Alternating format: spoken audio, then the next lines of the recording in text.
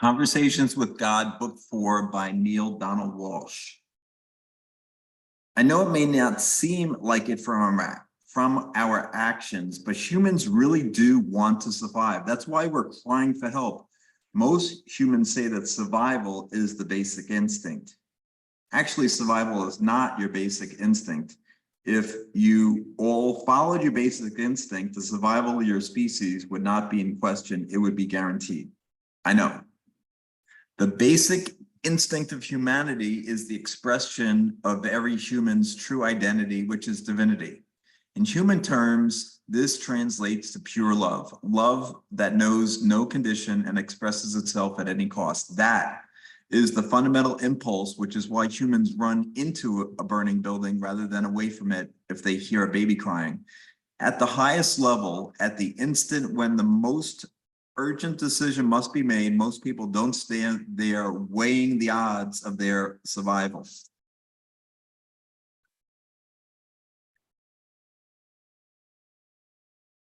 Goal is to give you the freedom and the means to create your own reality, produce your own future, generate your own outcome. The point is to keep you in the role of creator. I'd never intended for humans to be simply assembly line workers putting together what I have designed. My intention from the beginning was to put you at the drafting board, coming up with your own design. Then you are on the assembly line putting together what we have designed. My turn to say nice analogy. The assembly line provides the means by which the designer turns ideas into reality. There are some constraints, however, in this case. I will not assemble the parts to blow up the whole factory. We're speaking metaphorically here, of course.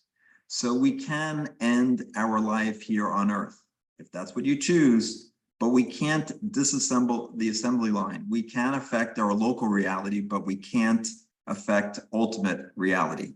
That's correct. You've got it. You understand.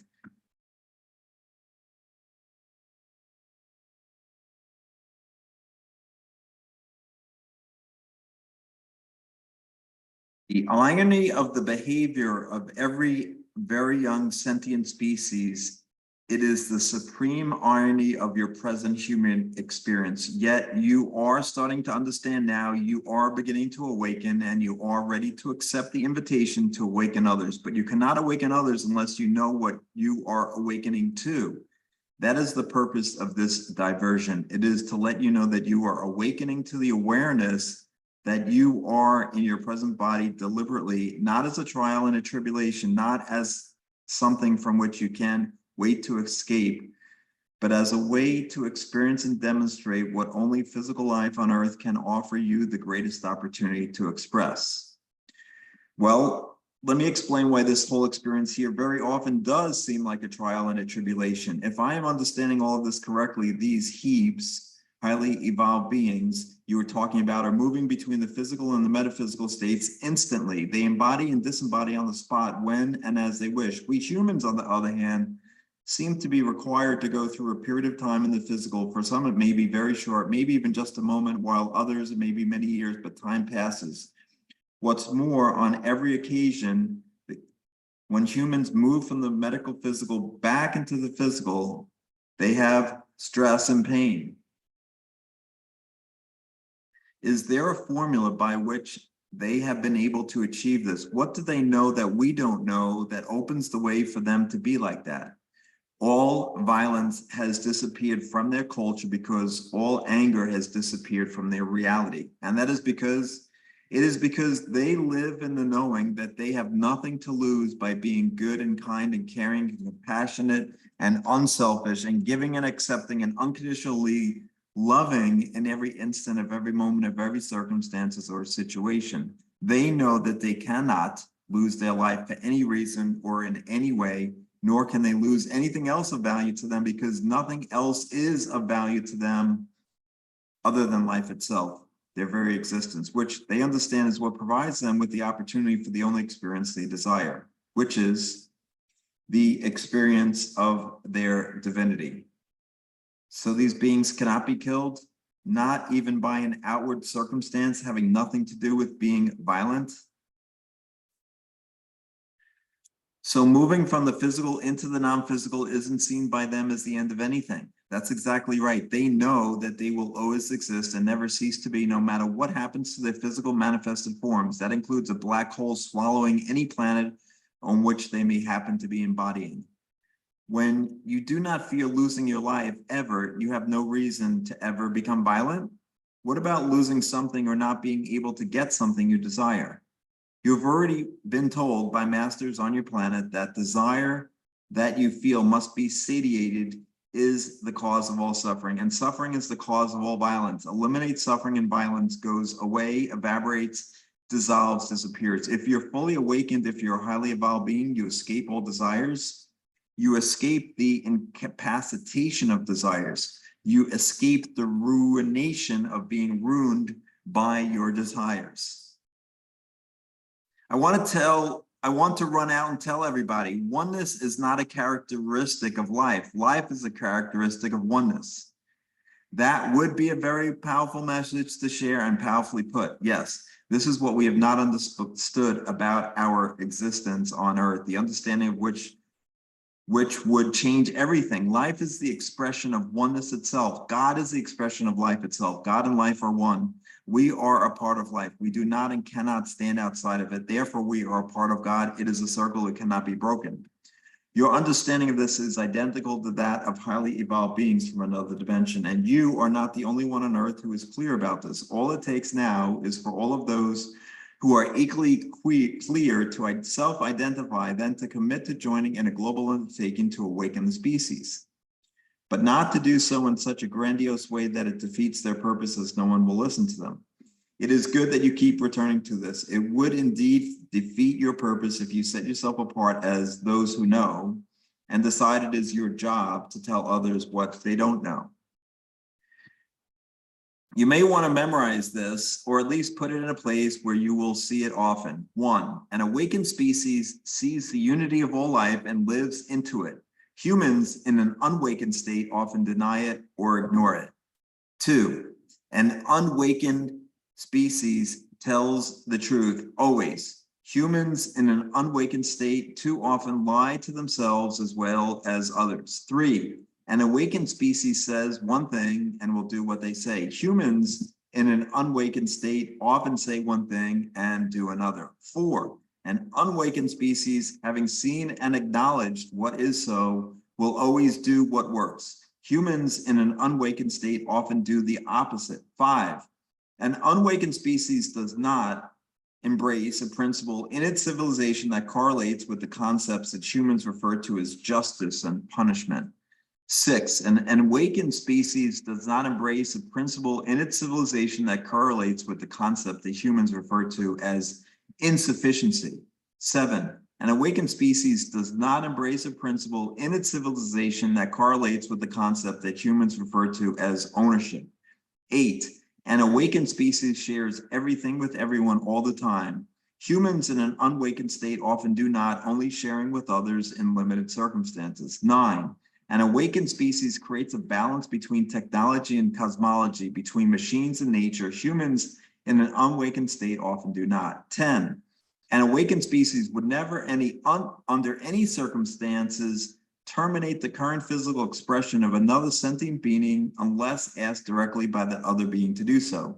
Humans in an unawakened state often kill other humans without that other human requesting them to. 11, an awakened species would never do anything that could potentially damage or harm the physical environment that supports the members of the species when they are physicalized. Humans in an unawakened state often do so. 12, an awakened species never poisons itself. Humans in an unawakened state often do so. 13, an awakened species never competes. Humans in an unawakened state are often in competition with each other. 14, an awakened species is clear that it needs nothing. Humans in an unawakened state often create a needs-based experience. 15, an awakened species experiences and expresses unconditional love for everyone. Humans in an unawakened state often cannot imagine even a deity who does this, much less do they do it themselves. 16, an awakened species has harnessed the power of metaphysics. Humans in an unawakened state often largely ignore it. There are more differences, of course, but those are some of the chief characteristics of an awakened species and the major differences between such a species and humanity in its present unawakened state. The end of deceit will come with the end of separation. When your culture and your civilization decides that there is really only one of you in a multiplicity of forms and therefore only one desire, there will therefore be only one intention. And that desire will be to reach completion in the expression in every moment of what every living entity desires, which is, once again, as mentioned before, the experience of itself as the only thing it really is, divinity. Or to use the word in your language that was mentioned before, love, the energy that you call love.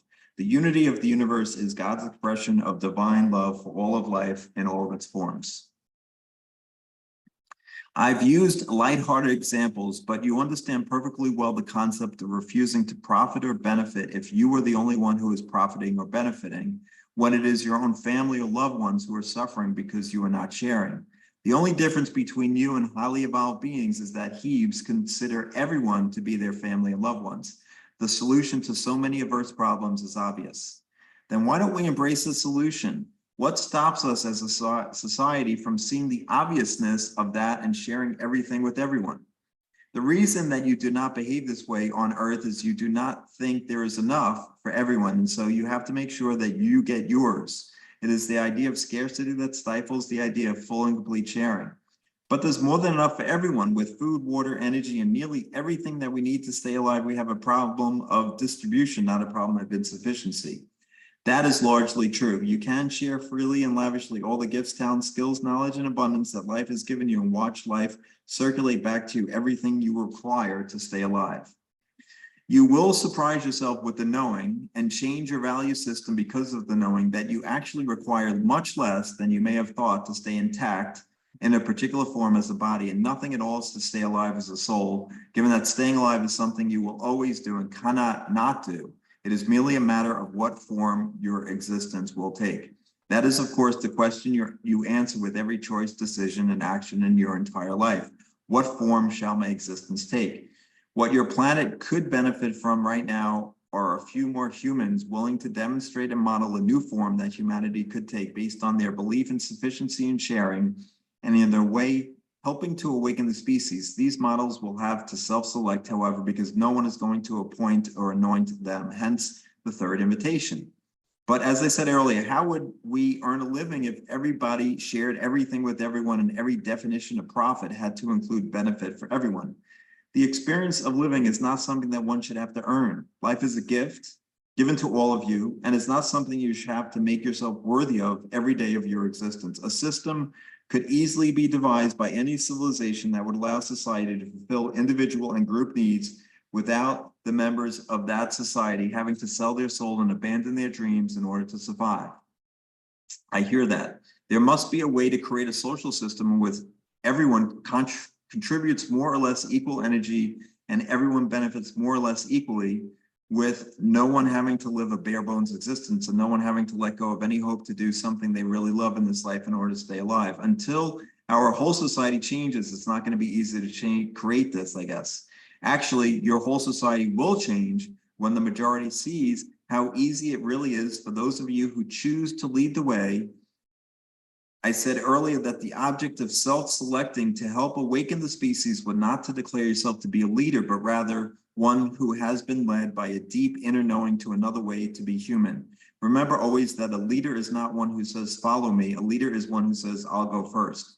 You can't change overnight the way your earthly societies function, but you can individually demonstrate and model the foundational qualities of an awakened species immediately by going first. You know, I can see how what's been said here might not fit into the overall understanding of many. I mean, what's been laid out here probably isn't going to mesh for the majority of people.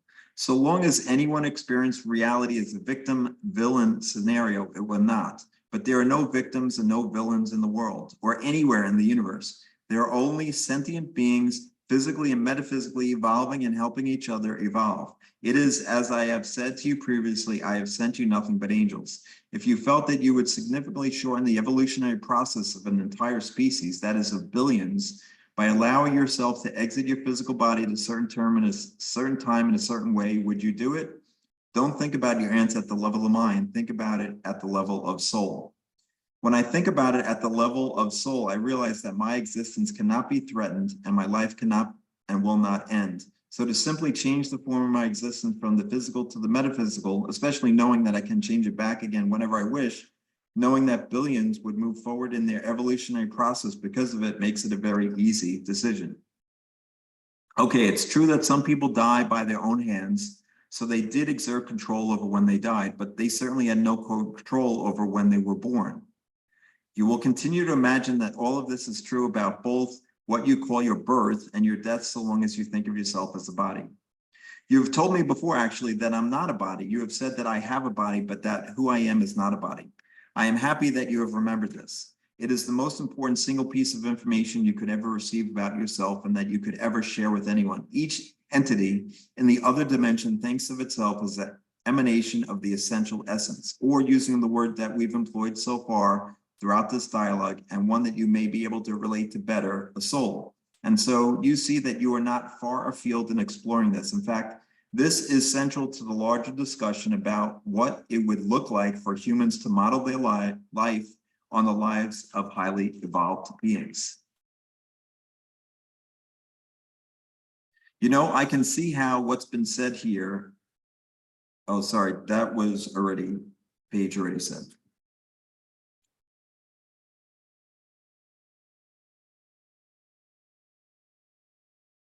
And patience can be not so beneficial if you let it stop you from acknowledging how far you have come and how fast you have done so, and letting that inspire you about your tomorrows.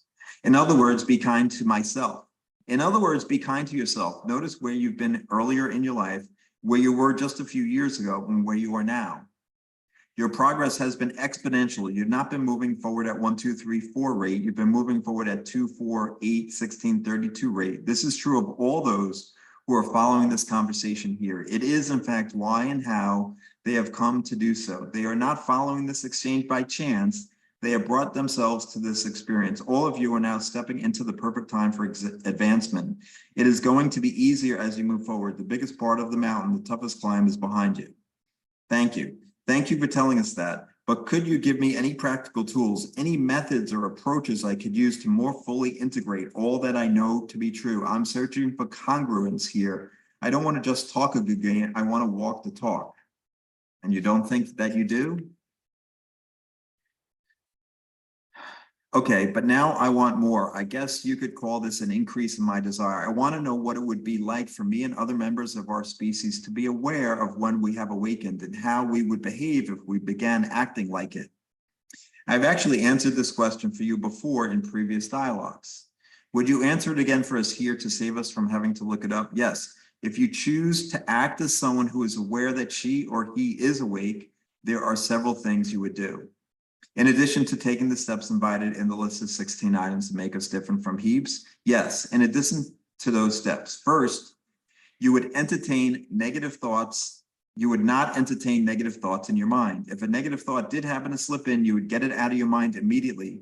You would think of something else deliberately. You would simply change your mind about that.